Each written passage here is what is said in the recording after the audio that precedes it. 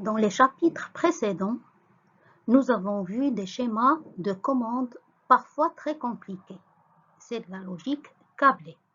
Donc, l'automate programmable industriel, noté API, va nous permettre de réaliser les mêmes fonctions grâce à un programme qui va gérer les informations, c'est-à-dire les consignes, opérateurs, logiques, analogiques ou numériques, et va donner les ordres, c'est-à-dire il va donner la commande des préactionneurs. Donc, c'est de la logique programmée. D'accord? On parle aussi ici de la logique programmée. Alors, son avantage, c'est quoi? Alors, l'avantage de la logique programmée, c'est tout d'abord le câblage plus simple.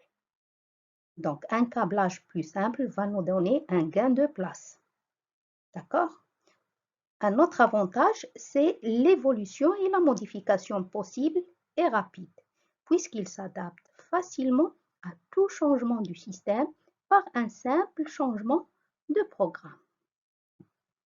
Donc, dans la figure ici que vous avez, l'automate programmable industriel qu'on utilise dans la plupart des systèmes automatisés, didactisés qu'on a au lycée. Alors, un système automatisé, il est toujours composé de deux grandes parties. Alors, la partie commande et la partie opérative. D'accord? Alors, pour la partie commande, on a dit dans le cours de graphe 7, c'est la partie qui reçoit les consignes de l'opérateur. Par exemple, si on peut donner comme exemple l'ordinateur pour la partie commande d'un distributeur de billets, il reçoit les informations du client. Alors, ces informations, c'est quoi? C'est le code secret de la carte et le montant du retrait. Ou bien, par exemple, si on prend comme partie commande l'automate programmable industriel, d'accord, il peut recevoir les informations de l'opérateur. Ici, par exemple, dans un système de barrière de parking, hein, l'opérateur, il lui donne le code, d'accord, de la barrière. Alors, la partie commande, qu'est-ce qu'elle fait? Alors, elle adresse les ordres à la partie opérative. C'est elle qui donne les ordres à la partie opérative. On a dit l'exemple, la télécommande d'un portail, donne l'ordre au portail de s'ouvrir. Alors, la partie opérative, elle. Alors, elle, c'est cette partie-là, qu'est-ce qu'elle fait? Il effectue les opérations. D'accord?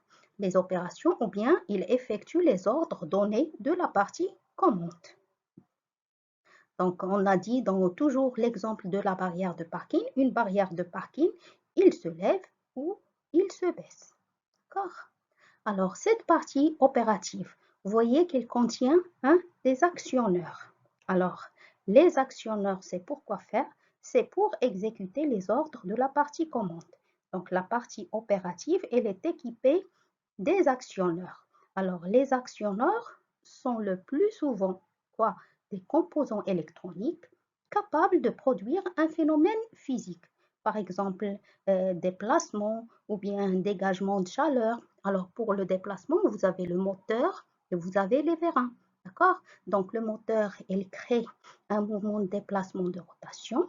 D'accord? Et les vérins créent un déplacement de translation. D'accord? Parce qu'il transfère ou bien il convertit l'énergie électrique en énergie mécanique, que ce soit de rotation ou de translation. Ça dépend si on a un moteur ou bien un vérin. D'accord? Pour le dégagement de chaleur, on a les résistances chauffantes. D'accord? Alors, la partie opérative, elle est également équipée de capteurs. Comme on l'a vu dans le premier semestre. Donc, un capteur, c'est un élément capable de détecter avec ou sans contact un phénomène physique dans son environnement. Par exemple, présence ou déplacement d'un objet, chaleur, lumière, etc. Une fois il le détecte, qu'est-ce qu'il va faire? Il va donner un compte rendu, d'accord, à la partie commande. Donc, toujours, il y a ce cercle, si vous voulez. La partie commande, il donne les ordres à la partie opérative et la partie opérative, il lui rend un compte rendu. D'accord? Voilà. Alors maintenant, on va essayer de voir la structure d'un API, c'est-à-dire d'un automate programmable industriel. Alors, comme vous le voyez sur le schéma, donc un API ou bien un automate programmable industriel, il se compose de 4 parties principales. Alors, la première partie principale, qui est en rouge, c'est l'unité centrale de traitement, c'est-à-dire le processeur. Notez ici UC, unité centrale. Donc, elle est à base de microprocesseurs. Alors, son rôle, c'est quoi? Donc, il permet de gérer les instructions du programme, c'est-à-dire les opérations logiques, de temporisation, de comptage ou de calcul. Il permet aussi d'organiser les différentes relations entre la zone mémoire et les interfaces d'entrée-sortie. Alors, la deuxième partie, c'est en blanc, d'accord? C'est la mémoire. Alors, la mémoire, il se compose de la mémoire langage et la mémoire travail. Alors, pour la mémoire langage, c'est là où est stocké le langage de programmation. Donc, il est en général figé, c'est-à-dire en lecture seulement, c'est-à-dire il est figé dans la mémoire ROM. Alors, pour la mémoire travail, alors elle est utilisable en lecture et en écriture, c'est-à-dire c'est la RAM, c'est la mémoire vive. Alors, elle permet de recevoir les informations issues des entrées, de recevoir les informations générées par le processeur et destinées à la commande des sorties, d'accord? Et elle permet de recevoir et conserver le programme du processus. Après, alors en bleu, on a les interfaces, la troisième partie, c'est-à-dire les interfaces d'entrée-sortie. Alors, on a ici deux interfaces, l'interface d'entrée et l'interface de sortie.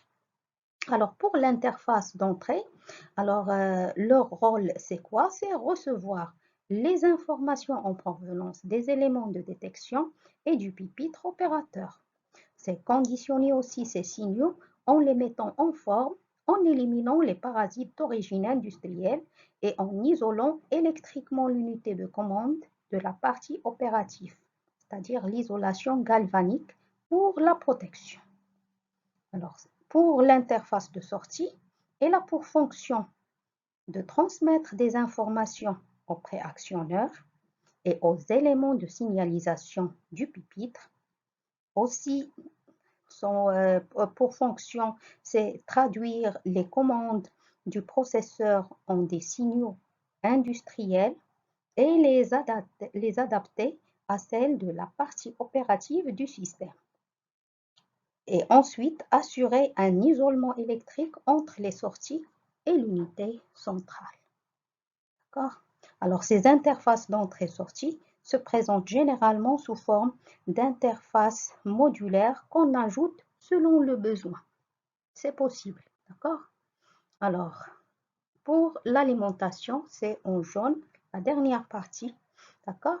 Alors, tous les automates actuels utilisent un bloc d'alimentation alimenté en 240 volts alternatifs et délivrant une tension de 24 volts continue pour assurer la distribution d'énergie aux différents modules. Donc, on a dit que l'API, l'automate programmable industriel, donc c'est un appareil électronique programmable adapté au milieu industriel. Donc, il réalise des fonctions d'automatisme pour assurer la commande de préactionneurs et d'actionneurs à partir d'informations logiques, analogiques ou numériques. Donc, on utilise les API presque dans tous les secteurs industriels pour la commande des machines ou des chaînes de production, où il peut également assurer des fonctions de régulation de processus. Elle est de plus en plus utilisée ici dans le domaine du bâtiment pour le contrôle du chauffage, de l'éclairage, de la sécurité ou des alarmes. Alors ici, vous avez le fonctionnement des automates. Donc un automate, il exécute son programme de manière cyclique. Yani, durant son fonctionnement, un API exécute le même cycle de fonctionnement qu'on appelle cycle automate. Donc la durée de ce cycle, elle est typiquement de 1 à 50 millisecondes. Alors on trouve tout d'abord la détection, c'est-à-dire les signaux électriques en provenance des capteurs arrivent sur les modules d'entrée et chaque module est repéré par une adresse d'entrée. Alors, dans le deuxième cycle, c'est le traitement. Alors, le traitement, vous avez l'API, il calcule les équations de fonctionnement du système en fonction des entrées. Et la dernière, c'est l'affectation des sorties. Alors, les résultats, ils sont recopiés dans les modules de sortie et chaque module est repéré par une adresse de sortie. Donc, voilà, alors la programmation d'un API. Alors, pour la programmation, on va la garder pour le cours prochain, Inch'Allah. Donc, on va essayer de voir comment programmer un automate programmable industriel, un API. Au revoir.